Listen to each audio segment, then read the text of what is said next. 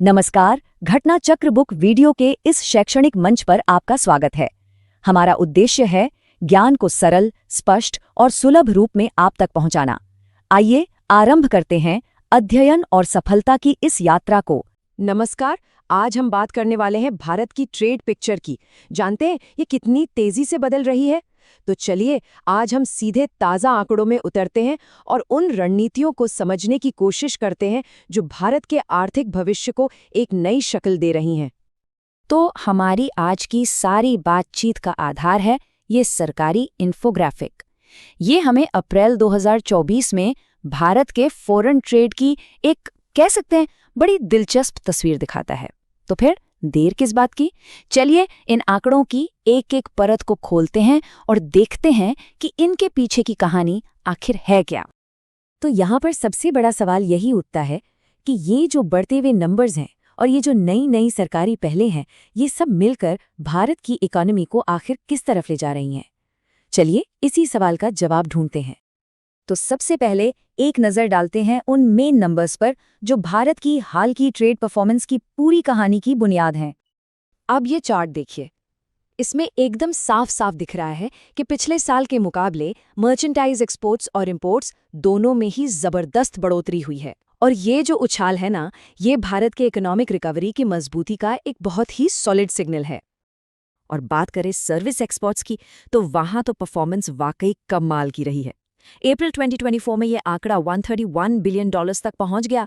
अब ये सिर्फ पिछले साल से एक बड़ी छलांग ही नहीं है, बल्कि ये भारत के सर्विस सेक्टर की बढ़ती हुई ताकत को भी दिखाता है, जो हमारी इकोनॉमी का एक मेन इंजन है ना? ठीक है, तो अभी तक हमने देखा कि क्या हुआ। अब बारी है ये समझने की कि क्यों हुआ, आखिर इन नंबर्स के पीछे कौन से फैक्टर्स काम कर रहे हैं। चलिए थोड़ा और गहराई में चलते हैं। और यहीं पर कहानी थोड़ी इंटरेस्टिंग हो जाती है। ऐसा लग रहा है जैसे दो अलग अलग ताकतें एक साथ काम कर रही हैं।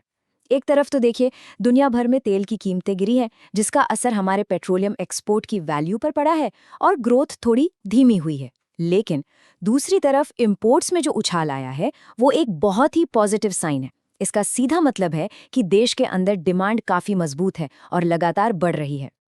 और ये बात इस कोट से और भी पक्की हो जाती है। ये दिखाता है कि भारत का डोमेस्टिक मार्केट कितना लचीला है, मतलब कमाल का है। बाहर से चाहे जितने भी प्रेशर हो, लेकिन भारत में लोग खर्च कर रहे हैं और यही तो इकोनॉमिक ग्रोथ के लिए एक मजबूत बेस तैयार करता है। तो जब घरेलू डिमांड इतनी मजबूत है, तो सवाल उठता है कि सरकार हमारे एक्सपोर्टर्स को ग्लोबल मार्केट में और ज्यादा कंपेटिटिव बनाने के लिए आखिर कर क्या रही हैं? सरकार की जो पूरी स्ट्रैटेजी है, उसका सेंटर पॉइंट है ईज ऑफ डूइंग बिजनेस।